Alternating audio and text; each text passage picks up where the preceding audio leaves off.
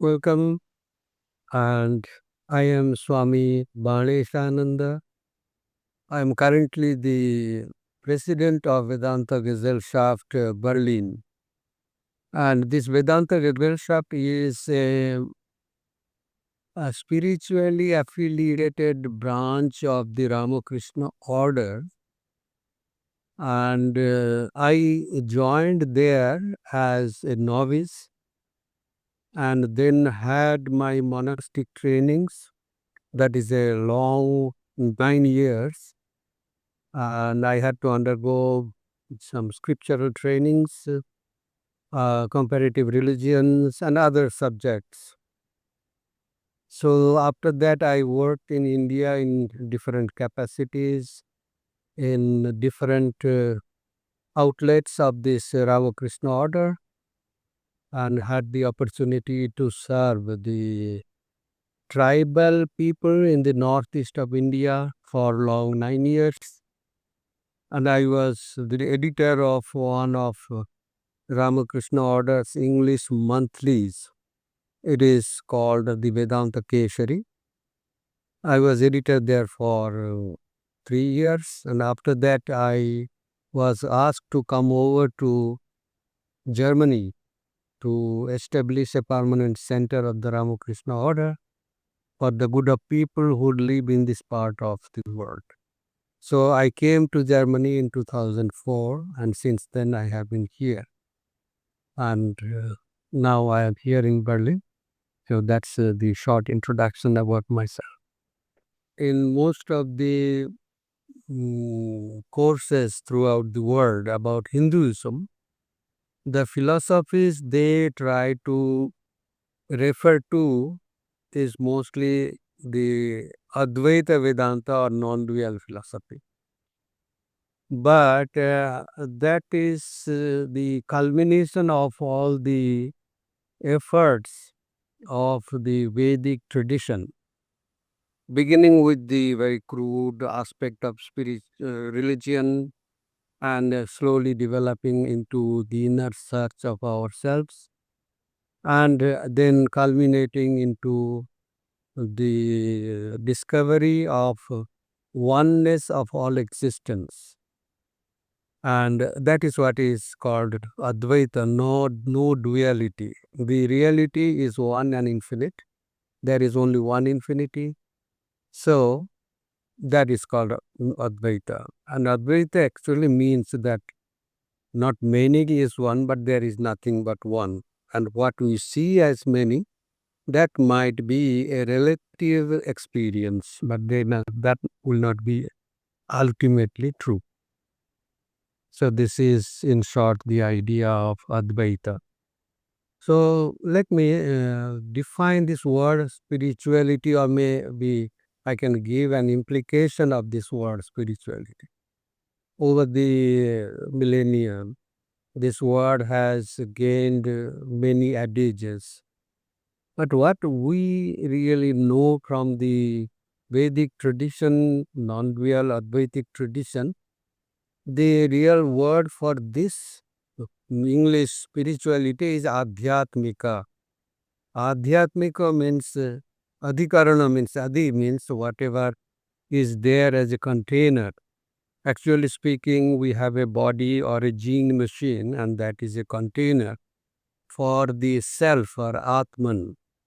And that is the indwelling self in us, and which is also referred to as spirit. So from that spirit, the word spirituality has come. So the idea of spirituality is that we are in search of something within us which is in our body, and the body is the container. So it lives within us. And as soon as it leaves goes out of the body, then the body starts decomposing and also goes back to its original material ingredients. So unlike religion, which is often structured and community based, spirituality is more flexible and can be expressed in countless ways, from meditation and prayer to acts of kindness or self-reflection. So now this idea of why should we care? That is a good question, and if we don't care, nobody bothers about that too. We should care about spirituality because it addresses the fundamental human needs, the desire for peace, for purpose, and belongingness. In this increasingly fast paced and disconnected world, spirituality offers solid grounding and also very and also clarity. It encourages introspection and helps us live with some intention, purpose, promoting emotional well-being, and also one great thing, the resilience. Studies show that spiritual practices can reduce stress, can enhance mental health, and even improve physical health.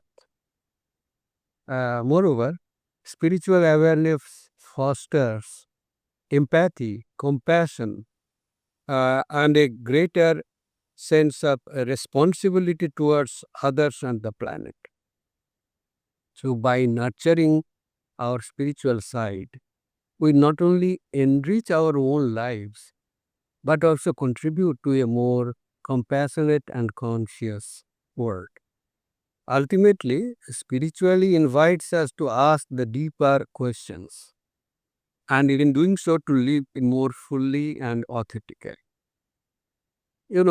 According to evolutionary biology, our current species is called the Homo sapiens, or wise people. How did we become wise? They say we became wise from the time we asked questions about ourselves, not about what is this, why is this outside, but like, who am I? This is the most basic question, and an eternal one at that, which we should ask as Homo sapiens. This is a question which is the foundation of spirituality. So, turning our gaze into ourselves. So, the equation will stand like this: if we follow a mode of inner search for meaning through spiritual practices, all other beautiful qualities of our hand, heart, and head will be a natural byproduct of it. The goal will define the path. And if we have such a goal in life, our time will be measured on the life scale. Otherwise, life will be like a bundle of time passes. If we do not have a goal, then our life will be measured on the same time scale. That will be the most devastating equation.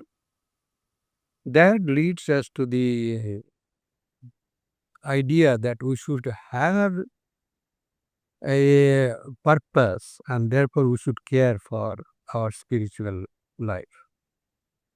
Interestingly, nowadays even I have heard some medical experts telling that when these patients come to them, they know everything from the internet. Then why should they come to their doctor? So the intellectual understanding of a drug, intellectual understanding of something will not help us actually as a complete human being. Spiritual practices means spiritual practical things that we do, those play a significant role in human development by nurturing the inner dimensions of a person, not only just intellectual, but emotional, ethical, psychological, even physical. It involves conscious efforts such as meditation, prayer, nowadays very catchword, mindfulness, reflection, and acts of compassion that help individuals cultivate self-awareness, purpose, and inner peace. One key contribution of spiritual practice is the development of emotional resilience. Regular practice like meditation or prayer help people manage stress, reduce anxiety, and cultivate calmness. This emotional balance supports healthier relationships and clearer decision making. Spiritual practice also fosters ethical growth. That's what people say. Religion is the strongest foundation of ethics. It encourages introspection and alignment with core values such as honesty, compassion, gratitude, forgiveness, these things. This moral grounding can lead to greater integrity, empathy, and a deeper sense of responsibility towards others and the planet. Cognitively speaking, spiritual practices can enhance focus, creativity, and clarity by quietening mental noise and promoting presence. Over time, this can lead to greater self understanding and a more meaningful engagement with life. Furthermore, spiritual practices often create a sense of connection, whether to others, nature, or something transcendent, which helps counter isolation and fosters a sense of belonging and purpose. Spiritual practice is not just about beliefs, but about becoming more fully human, conscious, compassionate, and connected. It supports holistic growth and lifelong development with a purpose or meaning in view. There is a wonderful book which talks about the meaning of human life, and that is the idea we get from our spiritual studies and practices. So, intellectual information will be helpful. We know that these things are available, but practices will help us to acquire those things as our own and, in a sense, to transform the raw materials in us into fine products. That is the idea. Non-duality, actually, that is the discovery of the Vedantic tradition of the Upanishads. Actually speaking, in the Vedic tradition itself, there will be overwhelming number of different views which are just dualistic. So there is a God different from me, there is a world different from me, and these three continue to be infinite. Three infinities together. That is some difficult proposition. But only Upanishadic experiences told us that no, the infinity could be one only, and therefore the reality is one, and so that is Advaita non-real.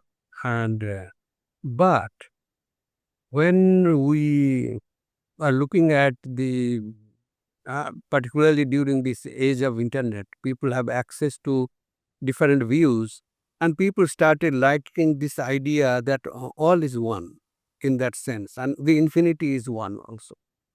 So, in other religions, as their dogma or theology or philosophy, non-dual, the appreciation of non-dualism or Advaita is not there, should not be there, because that is not needed. But when we reach the culmination of those searches for our own liberation through those different ways promoted by different religions, different groups, then we will have to ask a question that what is there after this? Because we are still there as an individual, and there would be some God sitting in the heaven or somewhere, and there will be duality always. So there will be question for limitation that I am not the others, I am not God. And that would be always haunting us. And we would try to ask questions about what is there beyond this. So therefore, in all the religions, whatever I have said, whatever you see, excepting non-dual Vedanta, the religions which preach their dogmas or doctrines or their theologies or philosophy, they are all dualistic. So I don't expect them to embrace non-dual ideals, and I don't think that that is right.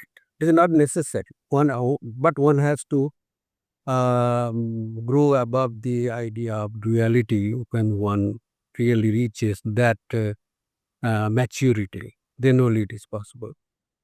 Sri Ramakrishna in the earlier centuries and 1850s like that, he talked about this interfaith, the harmony of religions. And his disciple Swami Vivekananda, he talked about this interfaith in a different, not exactly interfaith, but different religions coming together and having exchanges.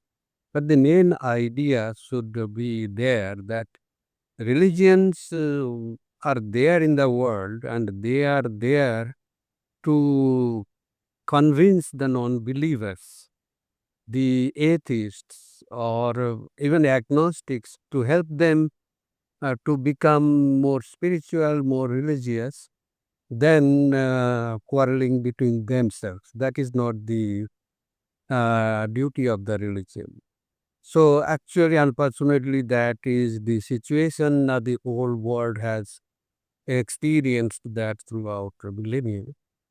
But now the time has come and people have come to their senses to understand that we have to talk with each other. And otherwise, in the age of internet information, people have the choice to discard any religion and go to other religions or become non-believers or even atheists. Even sometimes people are very worried about those who are indifferent. They have their name written under or affiliation under some churches, some temples, etc.